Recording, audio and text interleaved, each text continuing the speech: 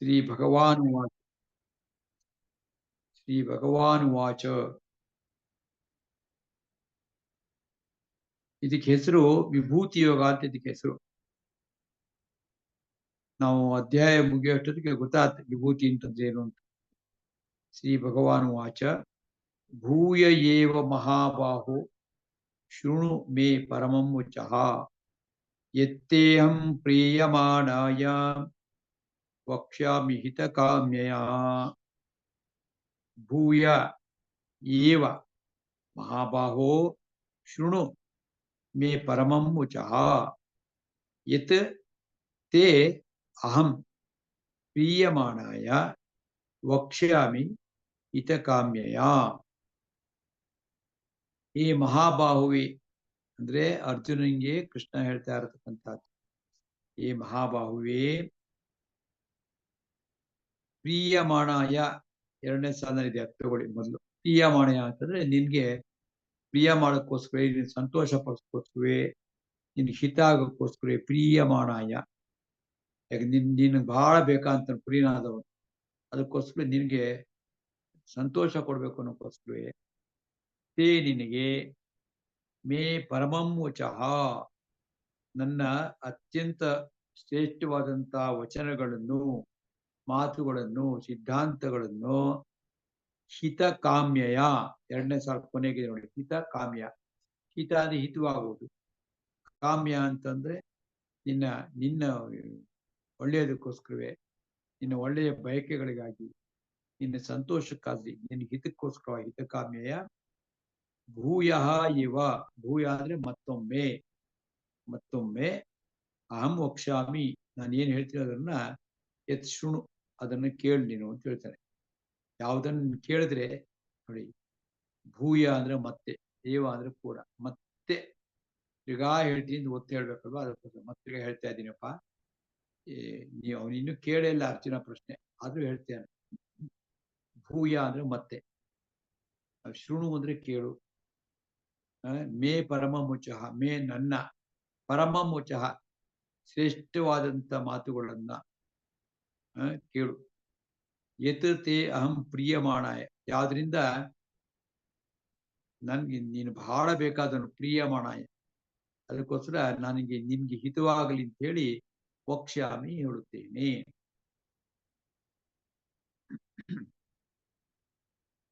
ಶ್ರೀ ಭಗವಾನ್ ವಾಚ ಭೂಯ ಏವ ಮಹಾಬಾಹೋ ಶೃಣು ಮೇ ಪರಮಂ ವಚಃ ಯತ್ತೇಹಂ ಪ್ರೀಯಮಾಣಾಯ ವಕ್ಷ್ಯಾಮಿ ಹಿತಕಾಮ್ಯಯ. ಎರಡನೇ ಶ್ಲೋಕ. ನ ಮೇ ವಿದುಃಸುರಗಣಾಃ ಪ್ರಭವಂ ನ ಮಹರ್ಷಯಃ ಅಹಂ ಆದಿರ್ಹಿ ದೇವಾನಾಂ ಮಹರ್ಷೀಣಾಂ ಚ ಸರ್ವಶಃ. ನ ಮೇ ವಿದುಃ ಸುರಗಣಾಃ ಪ್ರಭವಂ ನ ಮಹರ್ಷಯಃ ಅಹಂ ಆದಿಃ ಹಿ ದೇವಾನಾಂ ಮಹರ್ಷೀಣಾಂ ಚ ಸರ್ವಶಃ. ಅಂದ್ರೆ ಮೇ ಪ್ರಭವಂ ಮೊದಲನೇ ಸಾಲಿದೆ ನೋಡಿ, ನಮೇ ವಿದು ಸುರಗಣಾಃ ಪ್ರಭವಂ ಇದ್ರೆ ಮೇ ಪ್ರಭವಂ. ಭವ ಅಂದ್ರೆ ಸೃಷ್ಟಿ ಆಗ್ತಕ್ಕಂಥ, ನಾನು ಹೇಗೆ ಜಗತ್ತಿನಲ್ಲಿ ಇದ್ದೇನೆ ಅನ್ನತಕ್ಕಂಥ ಸಂಗತಿ. ಮೇ ಪ್ರಭವಂ ಅದು ಯಾರಿಗೂ ಗೊತ್ತಿಲ್ಲ. ಯಾಕಂದ್ರೆ ಭಗವಂತ, ಈಗ ನಮ್ಮ ಬಗ್ಗೆ ನಾನು ಅಂತಾನೆ ನಮ್ಗೆ ಯಾರಿಗೂ ಗೊತ್ತಿಲ್ಲ. ಕೆಲವು ಪುಸ್ತಕ ಬರೆದಿದೆ ಹೂ ಆಮ್ ಐ ಅಂತ, ನಾನು ಯಾರು ಅಂತ. ನಮಗೆ ನಾನು ಯಾರು ಗೊತ್ತಾಗ್ತಿಲ್ಲ. ನಾನು ಅಂತ ನಾವು ಶರೀರ ಅಂತ ಅನ್ಕೊಂಡ್ಬಿಟ್ಟಿದ್ವಿ. ನಮ್ಗೆ ಗೊತ್ತು ಶರೀರ ಅಲ್ಲ ಅಂತ ಗೊತ್ತು, ಮತ್ತೆ ಯಾರು ನಾವು ಗೊತ್ತಿಲ್ಲ. ನಾನೇ ಗೊತ್ತಿಲ್ಲ ಅಂತಂದ್ರೆ ಪ್ರಕೃತಿ ಗೊತ್ತಿಲ್ಲ, ಜಗತ್ ಗೊತ್ತಿಲ್ಲ, ದೇವ್ರಂಗೆ ಗೊತ್ತಾಗೋದಿಲ್ಲ. ದೇವರ ಲೀಲೆಗಳು ಗೊತ್ತಾಗೋದು, ಮಹಾತ್ಮೆ ಗೊತ್ತಾಗೋದು, ದೇವ್ರೇನು ಗೊತ್ತಾಗಲ್ಲ. ಅದರಿಂದ ಅದನ್ನೇ ಕೃಷ್ಣ ಹೇಳ್ತಾ ಇರೋದು, ನಿಮ್ಮ ಪ್ರಯತ್ನ ಸುಮ್ಮನೆ ವ್ಯರ್ಥವಾಗಿ ಕಷ್ಟಪಡಬೇಡ, ತಲೆ ಕೆಡಿಸ್ಕೋಬೇಡ. ನನ್ನ ಉತ್ಪತ್ತಿಯನ್ನ ಅಥವಾ ನಾನು ಪ್ರಭವ ಹೇಗೆ ಜಗತ್ತಿನಲ್ಲಿ ಇದ್ದೇನೆ ಅನ್ನತಕ್ಕಂಥ ಅದಕ್ಕೆಯನ್ನು ಮಹರ್ಷಯ, ಮಹರ್ಷಿಗಳು ಅಂತಂದ್ರೆ ಏನ್ ಗೊತ್ತಾ, ಋಷಿಗಳು ಅಂತಾರೆ, ಋಷಿ ಅಂದ್ರೆ ಜ್ಞಾನ ಅಂತ, ಋಷಿ ಅಂದ್ರೆ ಜ್ಞಾನ ಅಂತ, ಋಷಿಗಳು ಅಂದ್ರೆ ಜ್ಞಾನಿಗಳು ಅಂತ. ಆ ಋಷಿನಲ್ಲಿ ಒಂದಂತ ಋಷಿಗಳು, ಬಹಳ ಉತ್ತಮವಂತ ಋಷಿಗಳು ಇರ್ತಾರೆ, ಅವ್ರಿಗಿಂತ ಚೆನ್ನಾಗಿ ಅಂತವರಿಗೆ ಮಹರ್ಷಿಗಳು ಅಂತ ಕರೀತಾರೆ. ಇನ್ನು ಕ್ಷತ್ರಿಯರಾಗಿ ಮಹಾರಾಜರಾಗಿದ್ದು ಅವರು ಜ್ಞಾನಿಗಳಾಗಿದ್ರೆ ಅವ್ರಿಗೆ ರಾಜರ್ಷಿಗಳು ಅಂತ ಕರೀತಾರೆ. ಅದೇ ರೀತಿ ಇನ್ನೂ ದೊಡ್ಡವರಿತ್ತು ಅಂತಂದ್ರೆ, ತುಂಬಾ ದೊಡ್ಡವರಿತ್ತು, ದೇವರ್ಷಿಗಳು ಅಂತ ಕರೀತಾರೆ. ಅಂದ್ರೆ ದೇವತೆಗಳಿಗೆ ಅವರಲ್ಲೇ ಅತ್ಯಂತ ಜ್ಞಾನಿಗಳಾಗಿರ್ತಕ್ಕಂಥವ್ರು ದೇವರ್ಷಿಗಳು. ಅಂತವ್ರಿಗೆ ದೇವರ್ಷಿ ಅಂತಾರೆ. ನಾರದ ಮತ್ತು ದೇವಲ ಅಂತಿದ್ರು, ಇವರು ದೇವರ್ಷಿಗಳು, ದೇವತೆಗಳು ಋಷಿಗಳು ಅಂತ. ಇನ್ನೂ ದೊಡ್ಡವರಾಯ್ತು ಅಂತಂದ್ರೆ ಅಂತವ್ರಿಗೆ ಬ್ರಹ್ಮರ್ಷಿ ಅಂತ ಕರೀತಾರೆ. ತುಂಬಾ ದೊಡ್ಡ ಋಷಿಗಳು, ಅವ್ರಿಗಿಂತ ಜ್ಞಾನಿಗಳಿವೆ. ಆ ರೀತಿ ವಶಿಷ್ಠರು ಬ್ರಹ್ಮರ್ಷಿಗಳು, ಮುಂದೆ ವಿಶ್ವಾಮಿತ್ರರು ಬ್ರಹ್ಮರ್ಷಿಗಳು ಆಗ್ತಾರೆ ತಮ್ಮ ತಪಸ್ಸಿನ ಸಾಧನೆಯಿಂದ. ಹೀಗೆ ಮಹರ್ಷಯ ಅವ್ರಿಗೂ ನಾನು ಯಾರದು ಗೊತ್ತಿಲ್ಲ. ಸುರ ಗಣಾಹ, ಸುರ ಅಂದ್ರೆ ದೇವತೆಗಳು, ಗಣ ಅಂದ್ರೆ ಗುಂಪು, ಯಾವ ದೇವತೆಗಳಿಗೂ ಕೂಡ ಅವ್ರಿಗೂ ಗೊತ್ತಿಲ್ಲ. ನ ವಿದುಹು ಮೇ ಪ್ರಭವಂ ನ ಮಹರ್ಷಯ ನ ಸುರಗಣ ಅಹಂ ಆದಿಹಿ. ನಾನು ಆದಿ ಅಂದ್ರೆ ನಾನೇ ಮೊದಲನೇವನು ಅಂತ, ನಾನೇ ಆದಿ. ನಾನು ಯಾರು ಏನು ಅಂತ ಅನ್ನೋದನ್ನ ದೇವಾನಾಂ ದೇವತೆಗಳಿಗೂ ಗೊತ್ತಿಲ್ಲ, ಮಹರ್ಷಿಗಳಿಗೂ ಗೊತ್ತಿಲ್ಲ, ಸರ್ವಶಃ ಚ ಮತ್ತು ಯಾರಿಗೂ ಗೊತ್ತಿಲ್ಲ. ಮತ್ತು ಗೊತ್ತಾಗೋದು ತುಂಬಾನೇ ಕಷ್ಟ. ಅಪಾರವಾದಂತ ಅದಕ್ಕೆ ತಪಶಕ್ತಿ ಜ್ಞಾನಶಕ್ತಿ ಇದ್ರೆ ಒಂದ್ ಸ್ವಲ್ಪ ಗೊತ್ತಾಗುತ್ತೆ ದೇವ್ರ ಬಗ್ಗೆ ಅಂತ. ಭಗವಂತ ಅಂತಂದ್ರೆ ಅಚಿಂತ್ಯಾದ್ಭುತ ಶಕ್ತಿ ಇರ್ತಕ್ಕಂಥವನು, ಅಚಿಂತ್ಯ, ಚಿಂತನೆಗೆ ಸಿಗ್ತಕ್ಕಂಥವನಲ್ಲ, ಇಂದ್ರಿಯಗಳಿಗೆ ಸಿಗ್ತಕ್ಕಂಥವನಲ್ಲ. ಸೊ ಹೀಗೆ ಅದನ್ನ ವರ್ಣಿಸಿ ಹೇಳ್ತಾನೆ ಕೃಷ್ಣ. ನಮೇ ವಿದುಹು ಸುರಗಣಾಹ ಪ್ರಭವಂ ನ ಮಹರ್ಷಯ ಅಹಂ ಆದಿಹಿ ಹಿ. ಅಂದ್ರೆ ಏಕೆಂದ್ರೆ ಇವರೆಲ್ಲರೂ ಜಗತ್ತಿನಲ್ಲಿ ಬರೋದಕ್ಕೆ ಮುಂಚಿಂದ ನಾ ಇದ್ದೀನಿ, ಅರ್ಧ ಗೊತ್ತಾಗ ಸಾಧ್ಯ. ಅಹಂ ಆದಿಹಿ ಹಿ ದೇವಾನಾಂ ಮಹರ್ಷೀಣಾಂಚ ಸರ್ವಶಃ. ಇಷ್ಟು ತಿಳ್ಕೊಂಡು ಇದೊಂದು ಜ್ಞಾನ. ಭಗವಂತನನ್ನ ಯಥಾಸ್ಥಿತಿಯಾಗಿ ತಿಳ್ಕೊಳ್ಬೇಕಾದ್ರೆ ವಿಪರೀತ ಸಾಧನೆ ಬೇಕು. ತಿಳ್ಕೊಂಡು ಕೂಡ ಸ್ವಲ್ಪ ತಿಳ್ಕೊತಿರ್ತು, ಪೂರ್ತಿ ತಿಳ್ಕೊಳಕ್ ಆಗಲ್ಲ ಅಂತ. ಇಷ್ಟು ತಿಳ್ಕೊಂಡ್ರೆ ಅದೊಂದು ಜ್ಞಾನ. ನಮೇ ವಿದು ಸುರಗಣಾಃ ಪ್ರಭವಂ ನ ಮಹರ್ಷಯಃ ಅಹಂ ಆದಿರ್ಹಿ ದೇವಾನಾಂ ಮಹರ್ಷೀಣಾಂಚ ಸರ್ವಶಃ. ಯೋ ಮಾಂ ಅಜಂ ಅನಾದಿಂ ಚ ವೇತ್ತಿ ಲೋಕಮಹೇಶ್ವರಂ ಅಸಮ್ಮೂಢಃ ಸಮರ್ಥೇಷು ಸರ್ವಪಾಪೈಃ ಪ್ರಮುಚ್ಯತೆ. ಯೋ ಅಂದ್ರೆ ಯಹ, ಮಾಂ ಅಜಂ ಅನಾದಿಂ ಚ ವೇತ್ತಿ ಲೋಕಮಹೇಶ್ವರಂ ಅಸಮ್ಮೂಢಃ ಸಹ ಮರ್ತ್ಯೇಷು ಸರ್ವಪಾಪೈಃ ಪ್ರಮುಚ್ಯತೆ. ಸರ್ವಪಾಪೈಃ ಪ್ರಮುಚ್ಯತೆ, ಎಲ್ಲ ಪಾಪಗಳಿಂದಲೂ ಪ್ರಮುಚ್ಯತೆ, ಚೆನ್ನಾಗಿ ಮುಕ್ತರಾಗುತ್ತಾರೆ. ಮುಚ್ಯತೆ ಮುಕ್ತರಾಗುತ್ತಾರೆ, ಅಪರಾಧ ಚೆನ್ನಾಗಿ ಎಲ್ಲ ಪಾಪಗಳಿಂದ. ನಮ್ಮ ಪಾಪಗಳು ಹೇಗೆ ಹೋಗ್ಬೇಕು ಅಂತ ಅನೇಕ ಪ್ರಶ್ನೆ ಕೇಳ್ತಿರ್ತಾರೆ. ಹಿಂಗೆ ನಮ್ಮ ಪಾಪಗಳು ಇಷ್ಟೊಂದು ಮಾಡ್ಬಿಟ್ಟಿದ್ವಲ್ಲ, ಹೆಂಗ ಹೋಗುತ್ತೆ? ಜ್ಞಾನ ಪಡ್ಕೊಂಡ್ರೆ ಸಹಜವಾಗಿ. ಕತ್ಲೆ, ರೂಮ್ ತುಂಬಾ ಕತ್ಲೆ ಇದೆ, ಒಂದೇ ಒಂದು ಬೆಂಕಿ ಕಟ್ಟಿ ಗಿಚ್ಚಿದ್ರೆ ಏನಾಗುತ್ತೆ? ಎಲ್ಲ ಕತ್ಲೆ ಹೊರಟೋಗುತ್ತೆ. ಹಾಗೆ ಭಗವಂತನ ಬಗ್ಗೆ ಜ್ಞಾನವನ್ನ ಪಡ್ಕೊಂಡ್ವಿ ಅಂತಂದ್ರೆ ಪಾಪಗಳು ಕಳೆದು ಹೋಗುತ್ತೆ. ಸರ್ವ ಪಾಪ ಈ ಪ್ರಮುಖತೆ. ಹೇಗೆ ಏನಂತಂದ್ರೆ ಯಹ ಯಾರು, ಮಾಂ ಅಜಮ್ಮನಾದಿಮತಿ ಇಲ್ಲ, ಮಾಂ ನನ್ನನ್ನು, ಅಜಂ ಜ ಅಂದ್ರೆ ಹುಟ್ಟುವುದು, ಅಜಂ ಅಂದ್ರೆ ನಂತರ ದೇವರು ಹುಟ್ಟಿಲ್ಲ, ಅಜಂ ಅಜಂ. ಜ ಅಂದ್ರೆ ಹುಟ್ಟುವುದು, ಅಜಂ ಆದ್ರೆ ಇಲ್ಲ ಅನ್ನೋದು, ಅಜಂ ಇಲ್ಲ, ಅವನು ಹುಟ್ಟಿಲ್ದಿರತಕ್ಕಂಥವನು. ಅನಾದಿಂ, ಅವನಿಗೆ ಆದಿನೇ ಇಲ್ಲ. ಆದಿ ಅಂದ್ರೆ ಪ್ರಾರಂಭ ಅಲ್ವಾ, ಅವನು ಅನಾದಿ. ಇಂಗ್ಲಿಷ್ ಅಲ್ಲಿ ಅನ್ವಾಂಟೆಡ್, ಅನ್ಡಿಸೈರ್ಡ್, ಅನ್ಎಕ್ಸ್ಪೆಕ್ಟೆಡ್ ಅಂತ ಹೇಳ್ತೀವಲ್ವಾ, ಅದೇ ತರ ಸಂಸ್ಕೃತದಲ್ಲಿ ಅನ ಅಂತಂದ್ರೆ ನಕಾರಾತ್ಮಕ. ಅನಾದಿ ಮತ್ತು ಅವನಿಗೆ ಆದಿ ಇಲ್ಲ. ಭಗವಂತನಿಗೆ ಹುಟ್ಟಿಲ್ಲ, ಭಗವಂತನಿಗೆ ಆದಿ ಇಲ್ಲ. ಜೊತೆಗೆ ಲೋಕ ಮಹೇಶ್ವರಂ, ಇಡೀ ಲೋಕಕ್ಕೆ ಬ್ರಹ್ಮಾಂಡಕ್ಕೆ ಅವನು ಮಹೇಶ್ವರ, ಮಹಾನೀಶ್ವರ ಮಹೇಶ್ವರ. ಅಂತ ಯಾರು ವೇತ್ತಿ ತಿಳ್ಕೊಳ್ತಾರೋ, ಈ ರೀತಿ ತಿಳ್ಕೊಳ್ಬೇಕು. ಏನಂತ? ಅವನು ಅಜಂ, ಅನಾದಿಂ, ಲೋಕಮಹೇಶ್ವರಂ, ಈ ರೀತಿ ತಿಳ್ಕೊಂಡ್ರೆ ಅಂತವರು ಸಹ ಮರ್ತ್ಯೇಶು ಅಸಮ್ಮೂಢ. ಸಹ ಅವನು ಅಂತ ವ್ಯಕ್ತಿಗಳು ಮರ್ತ್ಯೇಶು, ಮರ್ತ್ಯ ಅಂದ್ರೆ ಮನುಷ್ಯ, ಮನುಷ್ಯರಲ್ಲೇ ಅಸಮ್ಮೂಢ, ಅವನು ಅಸಮ್ಮೂಢ. ಅಸಮ್ಮೂಢ ಅಂದ್ರೆ ಏನು? ಮೂಢ ಅಂದ್ರೆ ಗೊತ್ತು ನಮ್ಗೆ, ಮುಟ್ಟಾಳ, ಮೂರ್ಖ, ಪೆದ್ದ, ದಡ್ಡ. ಸಮ್ಮೂಢ ಅಂದ್ರೆ ಮಹಾಮೂಢ, ಮಹಾಮೂರ್ಖ, ಮಹಾ ಅಜ್ಞಾನಿ. ಸುಮ್ಮನೆ ಅದರಿಂದ ಒಂದು ಆ ಸೇರಿಸ್ಬಿಟ್ರೆ ಸಾಕು, ಅದಕ್ಕೆ ಎಕ್ಸಾಕ್ಟ್ಲಿ ಆಪೋಸಿಟ್ ಆಗ ಮಹಾಜ್ಞಾನಿ ಅಂತ. ಅಸಮ್ಮೂಢ ಅಂತಂದ್ರೆ ಮಹಾಜ್ಞಾನಿಯಾಗಿರ್ತಕ್ಕಂಥವ್ರು. ಅಂತವರು ಸರ್ವ ಪಾಪೈ ಪ್ರಮುಖ, ಎಲ್ಲ ಪಾಪಗಳಿಂದ ಮುಕ್ತರಾಗುತ್ತಾರೆ ಅಂತ. ಭಗವಂತನ ಬಗ್ಗೆ ಜ್ಞಾನ ತಿಳ್ಕೊಳ್ಬೇಕು. ಅವನು ಅಜ, ಅವನು ಅನಾದಿ, ಅವನು ಲೋಕಮೇಶ್ವರ ಅಂತ. ಹಂಗಾರೆ ಶಬ್ದಗಳು ಗೊತ್ತಾಗುತ್ತಿಲ್ಲ ಅಂತಾರೆ. ಶಬ್ದ ಗೊತ್ತಾಯ್ತು, ಅದೇ ಅನುಭವಕ್ಕೆ ಬರ್ತಾ ಇದೆಯಾ? ಅನುಭಾವಿಗಳಾಗಬೇಕು. ಆವಾಗ ನಮ್ಮೆಲ್ಲ ಪಾಪಗಳು ಮುಕ್ತರಾಗುತ್ತೇವೆ ಅಂತ. ಸುಲಭವಾಗಿದೆ ನೋಡಿ. ಯಹ ಮಾಂ ಅಜಂ ಅನಾದಿಂ ಚ ಅಂದ ಮತ್ತು ವೇತ್ತಿ ತಿಳ್ಕೊಳ್ತಾರೋ, ಲೋಕ ಮಹೇಶ್ವರಂ, ಇಡೀ ಜಗತ್ತಿಗೆ ಮಹೇಶ್ವರ ಅಂತ ತಿಳ್ಕೊಳ್ತಾರೋ ಅಂತವರು ಅಸಮ್ಮೂಢ ಸಹ, ಸಹ ಅಸಮ್ಮೂಢ, ಮಹಾಜ್ಞಾನಿ.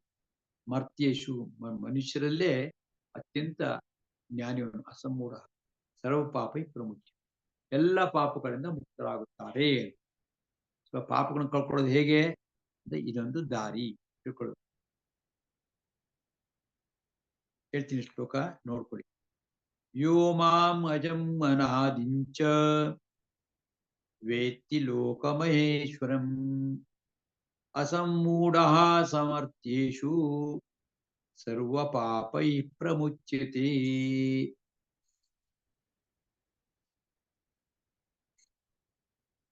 4 ಮತ್ತು 5ನೇ.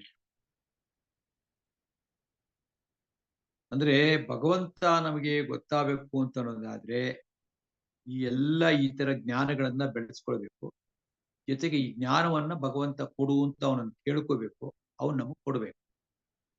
ಏನದು ಅಂತಂದ್ರೆ ಬುದ್ಧಿರ್ಜ್ಞಾನಮಸಮ್ಮೋಹ ಕ್ಷಮಾ ಸತ್ಯಂ ದಮಃ ಶಮಃ ಸುಖಂ ದುಃಖಂ ಭವೋ ಭಾವೋ ಭಯಂಚ ಭಯಮೇವ ಚ ಅಹಿಂಸಾ ಸಮತಾ ತುಷ್ಟಿ ತಪೋದಾನಂ ಯಶೋ ಯಶಃ ಭವಂತಿ ಭಾವಾ ಭೂತಾನಾಂ ಮತ್ತ ಏವ ಪೃಥಗ್ವಿದಾಃ.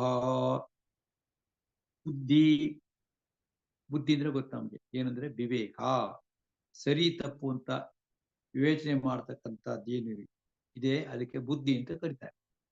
ಬುದ್ಧಿ. ಜ್ಞಾನ, ಜ್ಞಾನ ಅಂತಂದ್ರೆ ಯಥಾರ್ಥ ಜ್ಞಾನ, ಸರಿಯಾಗಿ ಸ್ಪಷ್ಟವಾದ ತಿಳುವಳಿಕೆ ಪಡ್ಕೊಂಡ್ರೆ ಅದು ಜ್ಞಾನ. ಆಮೇಲೆ ಕರ್ಮ ಮಾಡೋಕ್ಕಾರೆ ಯಾವ್ದು ಸರಿ ತಪ್ಪು ಅಂತ ತಿಳ್ಕೊಂಡು ಮಾಡೋದಕ್ಕೆ ಅದಕ್ಕೆ ಬುದ್ಧಿ ಅಂತ ಕರೀತಾರೆ. ಬುದ್ಧಿ ಬೇರೆ, ಜ್ಞಾನ ಬೇರೆ. ಬುದ್ಧಿ ಜ್ಞಾನಂ ಅಸಮ್ಮೋಹ. ಮೋಹ ಅಂದ್ರೆ ಗೊತ್ತು ನಮ್ಗೆ. ಮೋಹ ಅಂದ್ರೇನು?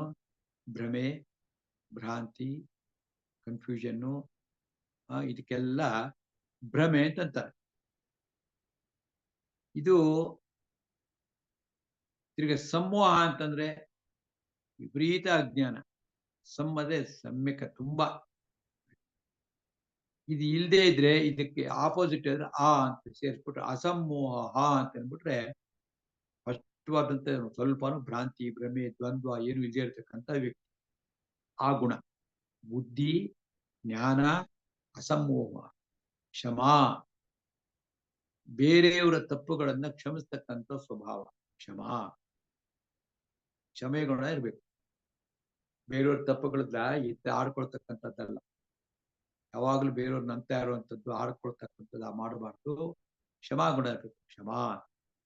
ಆಮೇಲೆ ಸತ್ಯಂ, ಹಿಂದೆ ಹೇಳಿದೆ.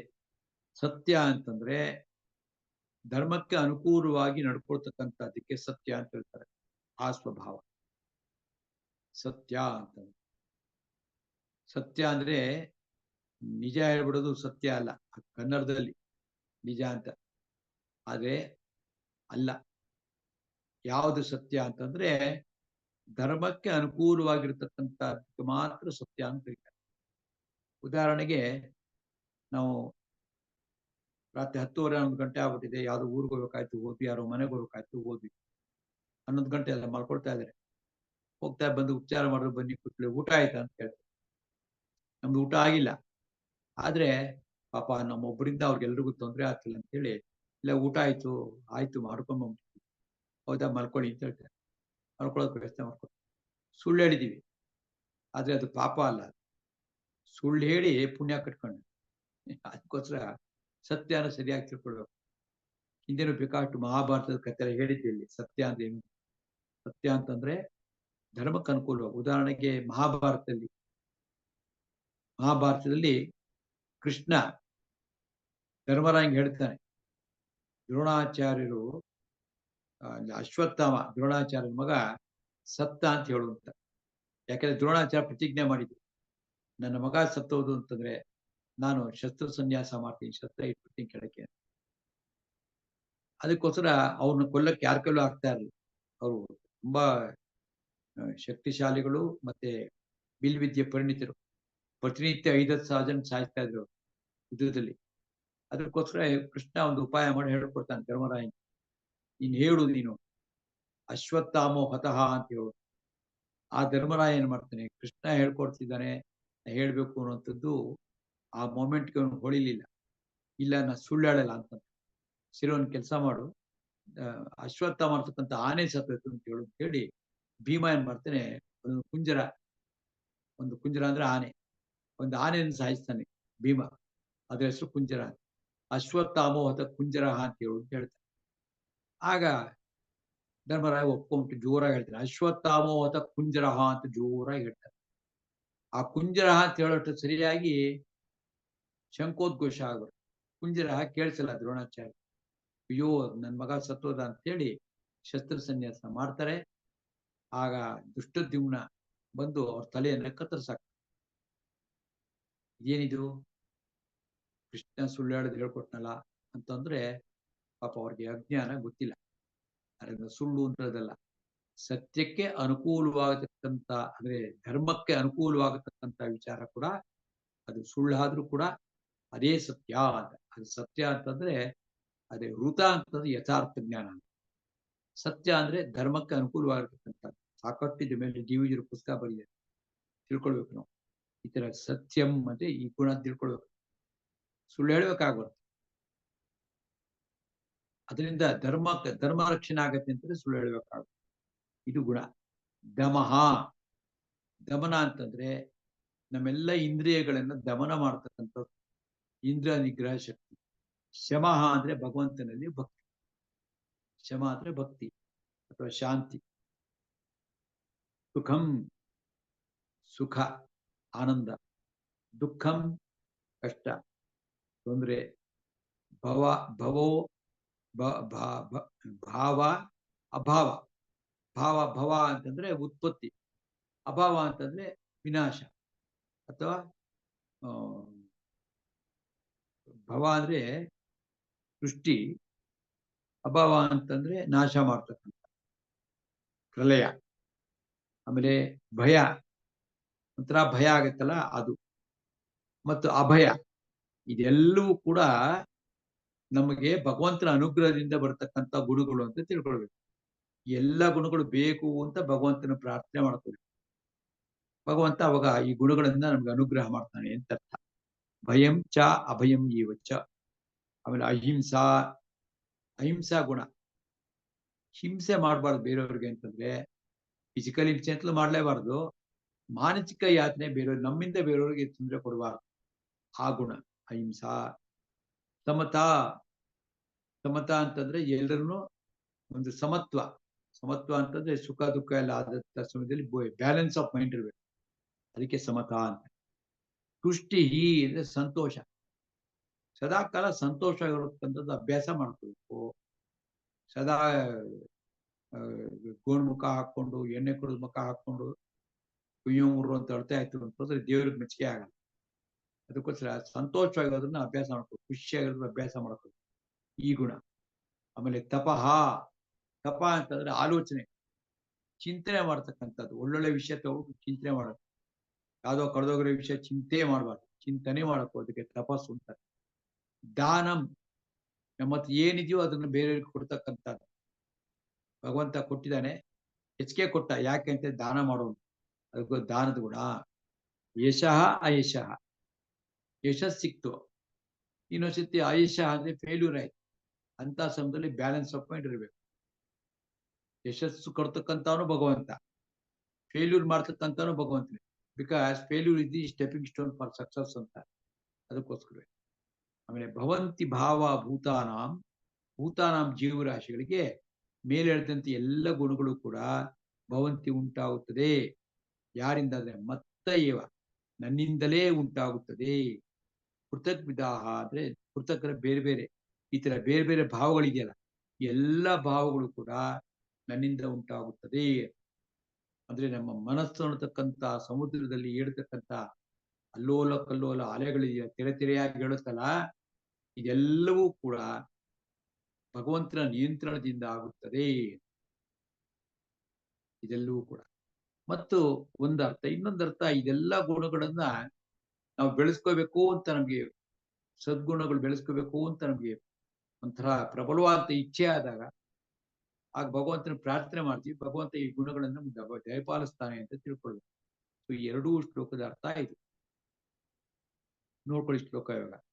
ಬುದ್ಧಿರ್ಜ್ಞಾನಂ ಅಸಮ್ಮೋಹ, ಕ್ಷಮಾ ಸತ್ಯಂ ದಮಃ ಶಮಃ, ಸುಖಂ ದುಃಖಂ ಭವೋ ಭಾವೋ, ಅಂದ್ರೆ ಭವೋ ಭಾವ ಅಭಾವ, ಭಯಂ ಚ ಭಯಮೇವ ಚ, ಅಹಿಂಸಾ ಸಮತಾ ತುಷ್ಟಿ, ತಪೋದಾನಂ ಯಶೋ ಯಶಃ, ಭವಂತಿ ಭಾವಾ ಭೂತಾನಾಂ ಮತ್ತ ಏವ ಪೃಥಗ್ ವಿಧಾಃ. ಈ ರೀತಿ ಬೇರೆ ಬೇರೆ ಭಾವಗಳು ಕೂಡ ನಿಮಗೆ ಭಗವಂತನಿಂದ ಉತ್ಪತ್ತಿ ಆಗತ್ತೆ ಅಂತ ತಿಳ್ಕೊಂಡು ಏನ್ ಮಾಡಕ್ ನಾವು ಭಗವಂತನ ಅನನ್ಯವಾಗಿ ಪ್ರಾರ್ಥನೆ ಮಾಡಬೇಕು. ಭಗವಂತ ಇಂಥ ಗುಣಗಳು ಕೊಡಪ್ಪ. ಯಾವ ಗುಣಗಳನ್ನು ಕೇಳ್ಕೊತೀವಿ ಆ ಗುಣಗಳ ಬಗ್ಗೆ ನಮಗ್ ಜ್ಞಾನ ಇರಬೇಕು. ಸೊ ಅದನ್ನ ತಿಳ್ಕೊಳ್ಬೇಕು. ಆಮೇಲೆ 6ನೇ ಶ್ಲೋಕ. ಮಹರ್ಷಯ ಸಪ್ತ ಪೂರ್ವೇ ಚತ್ವಾರೋ ಮನವಸ್ತಥಾ, ಮದ್ಭಾವ ಮಾನಸ ಜಾತ, ಯೇಷಾಂ ಲೋಕ ಇಮಾ ಪ್ರಜಾಃ. ಮಹರ್ಷಯ ಸಪ್ತ ಅಂದ್ರೆ 7 ಜನ ಮಹರ್ಷಿಗಳು, ಸಪ್ತರ್ಷಿಗಳು ಅಂತ ಕರೀತಾರೆ. ಪ್ರತಿಯೊಂದು ಮನ್ವಂತರದಲ್ಲೂ ಕೂಡ ನಾನು 7 ಜನ ಋಷಿಗಳು ಇರ್ತಾರೆ. ಅಂದ್ರೆ ಮಹಾಜ್ಞಾನಿಗಳು, ಮಹರ್ಷಿಗಳು. ಅವ್ರು ಏನಪ್ಪಾ ಅಂದ್ರೆ ಮನುಕುಲಕ್ಕೆ, ಮಾನವರಿಗೆ ಜ್ಞಾನ ಕೊಡೋಕ್ಕೋಸ್ಕರವೇ ಅವ್ರು ಇರತಕ್ಕಂಥ. ಅವರ ಸೃಷ್ಟಿಯನ್ನ ನಾನು ಮಾಡಿದ್ದೀನಿ. ಯಾರಾಗ್ಬೇಕು, ಹೇಗಾಗಬೇಕು ಅಂತೆಲ್ಲ ನನ್ನ ಸಂಕಲ್ಪದಿಂದ ಅವ್ರು ಆಗಿರ್ತಾರೆ ಅಂತ ಹೇಳ್ತಾನೆ ಕೃಷ್ಣ. ಮಹರ್ಷಿಯ ಸಪ್ತ ಪೂರ್ವೇ, ಪೂರ್ವದಲ್ಲಿ, ಚತ್ವಾರೋ ಮನವಸ್ತತ, ಮನವ ಅಂದ್ರೆ ಮನುಗಳು ಅಂತ. ಒಂದೊಂದು ಮನ್ವಂತರಕ್ಕೆ ಒಬ್ಬೊಬ್ಬ ಮನು ಇರ್ತಾನೆ. ಈ ಒಂದು ಮನ್ವಂತರಕ್ಕೆ ವೈವಸ್ವತ ಮನು, ಅವ್ರು 4 ಜನ ಇರ್ತಾರೆ. ಬೇರೆ ರಿಪೀಟ್ ಆಗ್ತಿರ್ತಾರೆ. ಒಂದು ಮನ್ವಂತರ ಅಂದ್ರೆ ಏನು, ಹಿಂದಿನ ಅಧ್ಯಾಯದಲ್ಲಿ ಕೇಳ್ತೀವಿ ನಾವು. ಒಂದು ಮನ್ವಂತರ ಅಂದ್ರೆ ಏನು ಅಂತಂದ್ರೆ, ಒಂದು ಚತುರ್ಯುಗ ಅಂತಿದೆಯಲ್ಲ, 4 ಯುಗಗಳು. ಈ 4 ಯುಗಗಳು 71 ಚತುರ್ಯುಗ ಆಯ್ತು ಅಂತಂದ್ರೆ ಒಂದು ಮನ್ವಂತರ. ಈಗ ನಡೀತಾ ಇರ್ತಕ್ಕಂಥದ್ದು ವೈವಸ್ವತ ಮನ್ವಂತರ. ಈ 4 ಜನ ಮನುಗಳನ್ನು ಅಪಾಯಿಂಟ್ ಮಾಡತಕ್ಕಂಥದ್ದು ಅವರು ನನ್ನಿಂದಲೇ ಆಗಿರತಕ್ಕಂಥದ್ದು. ಮನವಃ ತಥಾ ಮದ್ಭಾವ ಮಾನಸಾಜಾತ, ಮಾನಸಾಜಾತ, ಇವರೆಲ್ಲ ಕೂಡ ನನ್ನ ಭಾವದಿಂದ, ನನ್ನ ಸಂಕಲ್ಪದಿಂದ, ನನ್ನ ಮನಸ್ಸಿಂದ ಸೃಷ್ಟಿಯಾಗಿರ್ತಕ್ಕಂಥವ್ರು ಇವರೆಲ್ಲ. ಯೇಷಾಂ ಲೋಕ ಇಮಾ ಪ್ರಜಾಃ, ಇದೆಲ್ಲ ಅಲ್ಲದೆ ಈ ಈ ಈ ಎಲ್ಲ ಸಮಸ್ತ ಪ್ರಜೆಗಳು ಯಾರಿದ್ದಾರೆ ಅವರೆಲ್ಲರೂ ಕೂಡ ನನ್ನ ಸಂಕಲ್ಪದಿಂದ ಸೃಷ್ಟಿಯಾಗಿದ್ದಾರೆ. ಮಹರ್ಷಯ ಸಪ್ತ ಪೂರ್ವೇ ಚತ್ವಾರೋ ಮನವಸ್ತಥಾ, ಮದ್ಭಾವ ಮಾನಸಾ ಜಾತ, ಯೇಷಾಂ ಲೋಕ ಇಮಾ ಪ್ರಜಾಃ. ಇಮಾ ಪ್ರಜಾಃ ಅಂದ್ರೆ ಈ ಸಮಸ್ತ ಪ್ರಜೆಗಳು ಕೂಡ, ಈ ಸಾಮಾನ್ಯ ಪ್ರಜೆಗಳು ಬಿಟ್ಬಿಡಿ, ದೊಡ್ಡ ದೊಡ್ಡವ್ರನ್ನು ನಾನೇ ಸೃಷ್ಟಿ ಮಾಡಿರ್ತಕ್ಕಂಥದ್ದು ಅಂತ 6ನೇ ಶ್ಲೋಕದಲ್ಲಿ ಆಯ್ತು. 7ನೇ ಶ್ಲೋಕದಲ್ಲಿ ಏತಾಂ ವಿಭೂತಿಂ ಯೋಗಂಚ ಮಮ ಯೋ ವೇತ್ತಿ ತತ್ವತಃ ಸೋವಿಕಂಪೇನ ಯೋಗೇನ ಯುಜ್ಯತೆ ನಾತ್ರ ಸಂಶಯಃ. ಏತಾಂ ವಿಭೂತಿಂ ಯೋಗಂ ಚ ಮಮ ಯೋ ಅಂದ್ರೆ ಯಹ ವೇತ್ತಿ ತತ್ವತಃ ಸಹ ಅವಿಕಂಪೇನ ಯೋಗೇನ ಯುಜ್ಯತೆ ನಾತ್ರ ಸಂಶಯಃ. ಯಹ ಅಂದ್ರೇನು? ಯಾವ ಪುರುಷನು ನಮ್ಮ ಏತಾಂ ವಿಭೂತಿಂ ನನ್ನ ಈ ಪರಮೈಶ್ವರ್ಯ ಈ ಒಂದು ವಿಭೂತಿ ಅಂತಂದ್ರೆ ವಿಶೇಷವಾದಂತ ಸಂಗತಿಗಳನ್ನ, ಈ ಪರಮೈಶ್ವರ್ಯ ರೂಪಿ ವಿಭೂತಿಯನ್ನ ಚ ಮತ್ತು ಯೋಗಂ ನನ್ನ ಯೋಗ ಶಕ್ತಿಯನ್ನು ತತ್ವಶಃ ಅಂದ್ರೆ ಸ್ಪಷ್ಟವಾಗಿ ಸರಿಯಾಗಿ ಯಥಾರ್ಥವಾಗಿ ವೇತ್ತಿ ತಿಳಿಯುತ್ತಾನೋ ಸಹ ಅವಿಕಂಪೇನ ಯೋಗೇನ ಯುಜ್ಯತಿ ಅತ್ರ ಸಂಶಯ. ಅಂತವನು ಕಂಪನ ಅಂದ್ರೇನು? ವೈಬ್ರೇಷನ್ಸ್, ಅಲ್ಲಾಡೋದು. ಅವಿಕಂಪ ಅಂತಾರೆ ಅಲ್ಲಾಡದೆ ಇರತಕ್ಕಂಥದ್ದು ನಿಶ್ಚಲವಾದಂತ ಯೋಗೇನ ಭಕ್ತಿ ಯೋಗದಿಂದ, ಜ್ಞಾನಯೋಗದಿಂದ, ಕರ್ಮಯೋಗದಿಂದ ಅದರಲ್ಲಿ ಯುಜ್ಯತೆ ಅಂದ್ರೆ ಪೂಜಿಸುತ್ತಾನೆ, ಅದರಲ್ಲಿ ಆರಾಧಿಸುತ್ತಾನೆ ಅಥವಾ ಯುಕ್ತನಾಗುತ್ತಾನೆ. ಈ ವಿಷಯದಲ್ಲಿ ಹತ್ರ ನ ಸಂಶಯ, ಏನು ಸಂಶಯನೇ ಇಲ್ಲ. ಅಂದ್ರೆ ಭಗವಂತನ ಬಗ್ಗೆ ಜ್ಞಾನವನ್ನ ಪಡ್ಕೋಬೇಕು, ವಿಭೂತಿ ಜ್ಞಾನವನ್ನು ಪಡ್ಕೋಬೇಕು. ದೇವ್ರ ಹೆಸರು ಗೊತ್ತು, ದೇವ್ರ ಮೂರ್ತಿ ಗೊತ್ತು, ದೇವ್ರ ರೂಪ ಗೊತ್ತು, ಒಂದಿಷ್ಟು ಮಹಿಮೆಗಳು ಗೊತ್ತು ಅಂದ್ರೆ ಅಲ್ಲ, ಅವನು ವಿಭೂತಿ ಸಂಗತಿಗಳನ್ನು ಸಮಸ್ತವನ್ನು ಕೂಡ ತಿಳ್ಕೊಳ್ತಕ್ಕಂಥ ಪ್ರಯತ್ನ ಮಾಡಿ ಯಥಾರ್ಥವಾಗಿ ಸರಿಯಾಗಿ ತಿಳ್ಕೊಂತು ಅಂತಂದ್ರೆ ಅಂತ ಅವನು ನನ್ನ ಸೇರ್ತಾನೆ, ಮುಕ್ತಿಯನ್ನು ಪಡೆಯುತ್ತಾನೆ ಅಂತ ಅರ್ಥ. ಏತಾಂ ವಿಭೂತಿಂ ಯೋಗಂ ಚ ಮಮ ಯೋ ಯಹ ವೇತ್ತಿ ತತ್ವತಃ ಸಹ ಅವಿಕಂಪೇನ ಯೋಗೇನ ಯುಜ್ಯತೆ ನಾ ಅತ್ರ ಸಂಶಯ. ಶ್ಲೋಕ ಹೇಳ್ತೀನಿ ನೋಡ್ಕೊಳ್ಳಿ. ಏತಾಂ ವಿಭೂತಿಂ ಯೋಗಂಚ ಮಮ ಯೋ ವೇತ್ತಿ ತತ್ವತಃ ಸೋವಿಕಂಪೇನ ಯೋಗೇನ ಯುಜ್ಯತೆ ನಾತ್ರ ಸಂಶಯ. 8ನೇ ಶ್ಲೋಕ. ಅಹಂ ಸರ್ವಸ್ಯ ಪ್ರಭವಃ ಮತ್ತಃ ಸರ್ವಂ ಪ್ರವರ್ತತೆ ಇತಿ ಮತ್ವಾ ಭಜಂತೆ ಮಾಂ ಬುಧಾ ಭಾವ ಸಮನ್ವಿತಾಃ. ಅಹಂ ಸರ್ವಸ್ಯ ಪ್ರಭವಃ. ಎಷ್ಟೇ ಬಂತು ಪ್ರಭವ ಅನ್ನೋದು ನೋಡಿ. ಭವ ಅಂದ್ರೆ ಸೃಷ್ಟಿ, ಪ್ರಭವ ಅಂದ್ರೆ ಸಂಪೂರ್ಣ ಸೃಷ್ಟಿ. ಎಷ್ಟು ಸತಿ ಬಂದಿದೆ ಆ ಶಬ್ದ ನೋಡಿ, ಜ್ಞಾಪಕ ಇಟ್ಕೊಳ್ಬೇಕು ನಾವು. ಅಹಂ ಸರ್ವಸ್ಯ ಪ್ರಭವ, ಎಲ್ಲದರ ಜಗತ್ತಿನ ಸಮಸ್ತ ಜಗತ್ತಿನ ಬ್ರಹ್ಮಾಂಡದ ಸೃಷ್ಟಿಗೆ ನಾನೇ ಕಾರಣ. ಅಹಂ ನಾನು ಸರ್ವಸ್ಯ ಪ್ರಭವ. ಮತ್ತಃ ಸರ್ವಂ ಪ್ರವರ್ತತೆ, ಮತ್ತಃ ನನ್ನಿಂದಲೇ ಸರ್ವಂ ಪ್ರವರ್ತತೆ, ಸರ್ವಂ ಇಡೀ ಬ್ರಹ್ಮಾಂಡ ಪ್ರವರ್ತತೆ ಇದೆ, ಚೆನ್ನಾಗಿ ವರ್ತಿಸುತ್ತದೆ. ಅಂದ್ರೆ ಸೂರ್ಯನ ಸುತ್ತ ತಿರುಗ್ತಾ ಇರ್ತಕ್ಕಂಥ ಭೂಮಿ, ಭೂಮಿ ಸುತ್ತ ತಿರುಗ್ತಾ ಇರ್ತಕ್ಕಂಥ ಚಂದ್ರ, ಇದಾದ್ಮೇಲೆ ಸೂರ್ಯನ ಸುತ್ತ ಇರತಕ್ಕಂಥ ನವಗ್ರಹಗಳು ಎಲ್ಲ ತಿರುಗ್ತಾ ಇರ್ತವಲ್ಲ.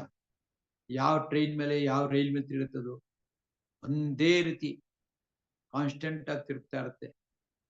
ಕೋಟಿ ಕೋಟಿ ವರ್ಷಗಳು ಸುತ್ತಾ ಇರುತ್ತೆ.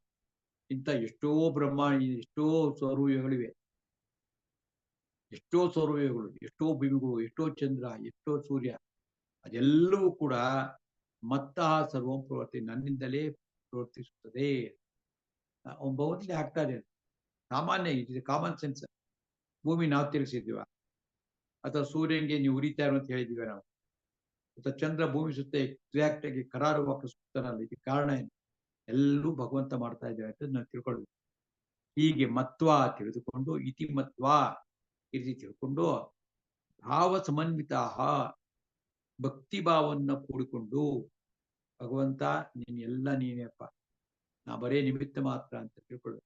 ಭಾವ ಸಮನ್ವಿತ ಬುಧಾಹ, ಬುಧ ಅಂದ್ರೆ ಬುದ್ಧಿ ಇರ್ತಕ್ಕಂಥವ್ರು ಏನು? ಜ್ಞಾನಿಗಳು, ಭಕ್ತರು.